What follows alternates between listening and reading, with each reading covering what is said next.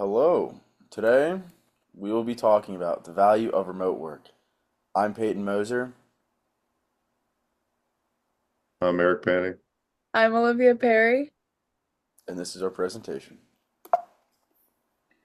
So, on today's agenda, we will first be going over the definitions and a quick overview, and then we will go into impacts on retention and recruiting, followed by real-world examples, and then into challenges and solutions, a short Q&A, and then we'll wrap it all up in the conclusion. So, for our overview, throughout our research, we've been able to connect two prevalent topics, which are remote work and organizational behavior.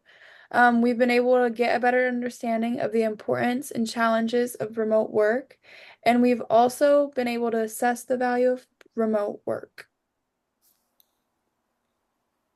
So what is remote work, Eric? Um, so, a little definition of remote work is a flexible work arrangement in which an employee, under a written remote work agreement, is scheduled to perform work at an alternate work site and is not expected to perform work at an agency work site on a regular and recurring basis. So the next definition is organizational behavior, and according to our textbook, the definition of organizational behavior is the field of study that investigates the impact that individuals, groups, and structure have on behavior within organizations for the purpose of applying such knowledge towards improving an organization's effectiveness.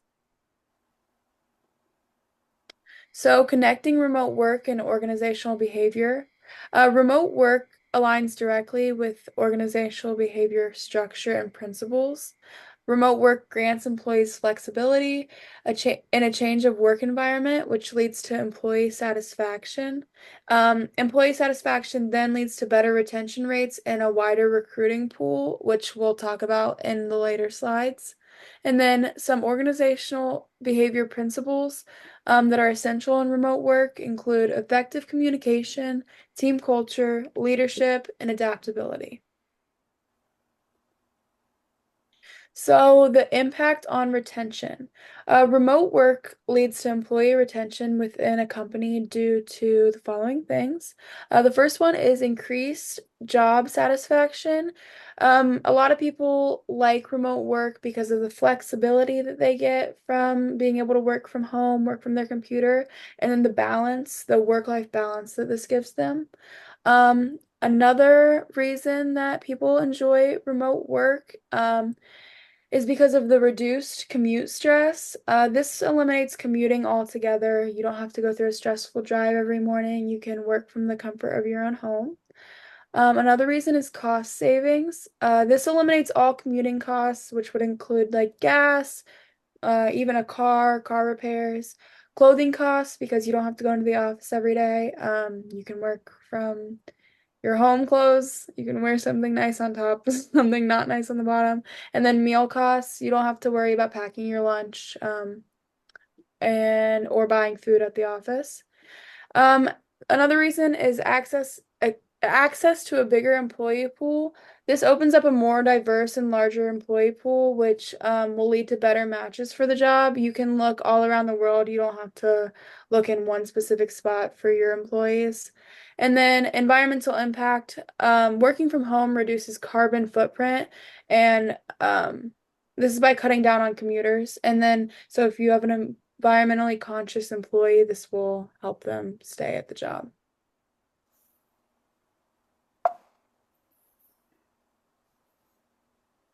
Next, I'm going to talk about the impact on recruiting.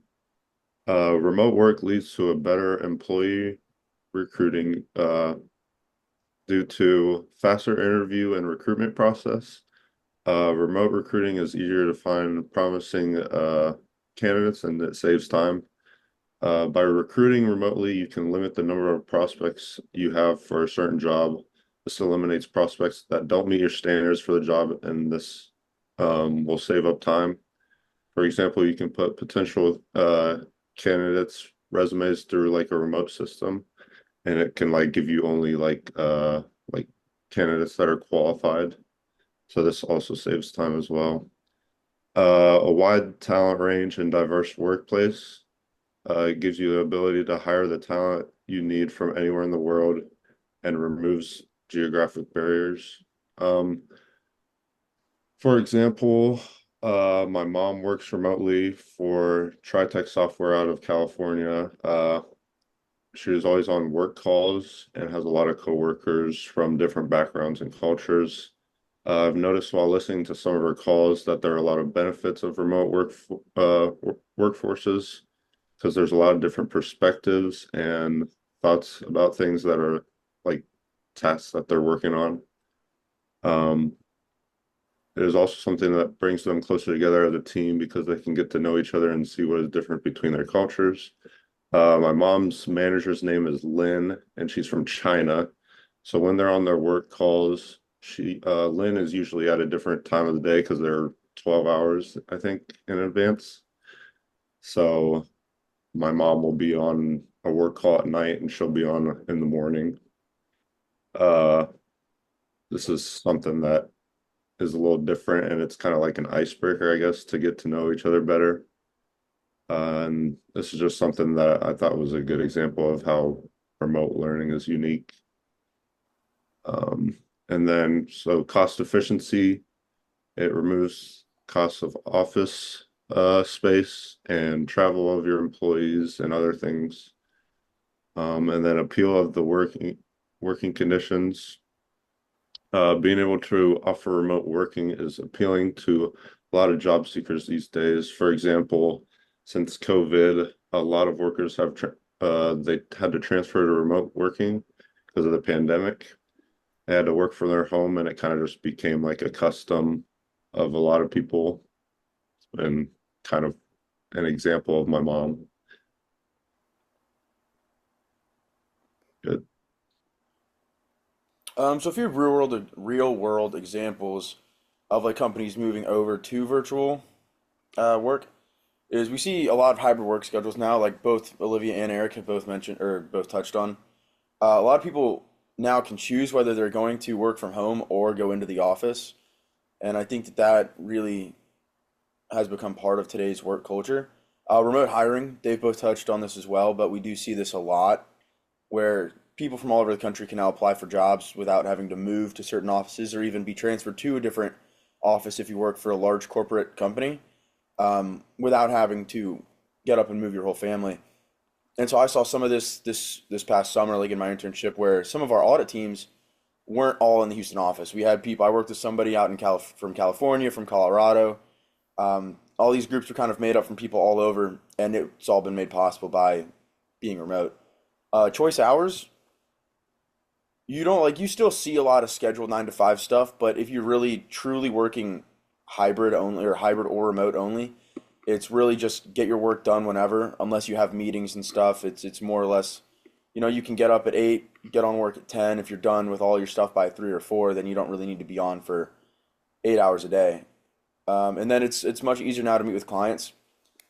You don't have to travel to their companies. Nobody really has to travel now. You can just hop on a Teams or a Zoom call and get whatever business call you need to get done, which saves costs, which Olivia's touched on. Uh, so moving on to the challenges of remote learning, we have challenges and solutions. Let me move the faces so you can see solutions over there. Okay, it's not gonna work. We're just gonna put it back. So challenges, building workplace culture. This can be extremely hard with a lot of people working online, and when the majority of your work is done through a computer screen. Um, so to the solution to that is really just clear communication, um, as well as virtual team building activities and potentially casual meetups. Say that you guys are like a local-ish firm, but or a local-ish company, but everybody kind of works online. You can have a happy hour at a restaurant or just a casual, bowling activity. Or you can, if you're all over, you can just do virtual team building activities. Um, this one's kind of funny, but one of the challenges of remote working is bad Wi-Fi. If you have bad Wi-Fi and you start to lag a bunch, it can get really annoying when you're sitting in a meeting, listen to somebody's voice cut in and out every half second, and then you constantly repeat the question, what? What? So How do you solve that problem? You have wired internet, or you go purchase a Wi-Fi extender and or booster. Um, that generally solves that problem. Now, cybersecurity has recently become very, very large in the world where everyone's getting hacked now, right? I guess cybercrime is skyrocketing, so cybersecurity has to be much better. And if everything you do is online, it becomes much easier to hack into it. Or for somebody to have a meeting leaked and then you have somebody sitting there listening to potentially confidential information. So you really just kind of need to increase firewall protection for that. Um, and that kind of goes into organizational behavior as well, because if anyone in the organization is compromised, it can go downhill from there. Employee isolation could also become a very large thing if they feel that they don't have good relationships with their coworkers. That can always kind of be an issue. But effective communication is also very hard sometimes because you can't just get up and walk to your boss's office and ask them a question. You have to send an email, you have to send them a Teams message, and that can be a little bit tedious sometimes. I dealt with that as well a little bit over summer, where sometimes I'd have questions and one of my coworkers wouldn't be there. So then I'd have to essentially text them and wait for a response versus just getting up and walking. And I know that it definitely does get old having to wait, but you can counteract effective communication with very clear communication and regular meetings and check-ins, one-on-one meetings where you can say, "Hey, how are you feeling? How are you holding up? Do you understand everything we need you to do right now?" That can all come together to pretty much replace and I guess effectively communicate everything that you need done. So on to the short Q&A. Are office spaces going to become obsolete with everyone wanting to go virtual? No, we don't believe office spaces will be obsolete and will become a thing of the past. I think everyone needs an office space. You can host events, workers in there, and give the company a place to kind of call their own and a place as a headquarters. It also allows people to become friends when you're in the office space. And now the next question is, would we personally want to work virtually? That's dependent on the person. Obviously, I would not. I mean, I would sometimes, but maybe only once, twice a week. I like going to the office. I like building those relationships in person, and I like my home being my home. I'll let the other two chime in on this. I personally would like to work virtually. I like to get my work done at my own pace, and I also like the flexibility, um, of being at home and being in my own space, I'd say. For me, I would say I'm a little bit of both. I like being in person and creating those relationships, I guess. And I'm also like a hands-on learner, I guess. So being in person would really help me with that. Uh, Virtually, however, I like to do stuff at my own pace as well. And I feel like I work better on computers because I've always been good at typing and whatever. So, So yeah, I think that if you sent out a poll to 100 people, it'd probably be close to split 50-50, maybe 60-40. But this is just, a question that people ask in the hiring process. So to wrap things up in the conclusion, we went over the definitions of organizational behavior and remote work and talked about that. And then we moved into the impacts on the retention and recruiting and gave some new information and new insight on how remote working has really impacted both of these, as well as some real world examples of how companies are already implementing virtual work into their day-to-day activities, as well as some challenges and their respective solutions that come along with this new movement in the workplace, as well as a short Q&A of our personal opinions on the matters. Thank you for watching today.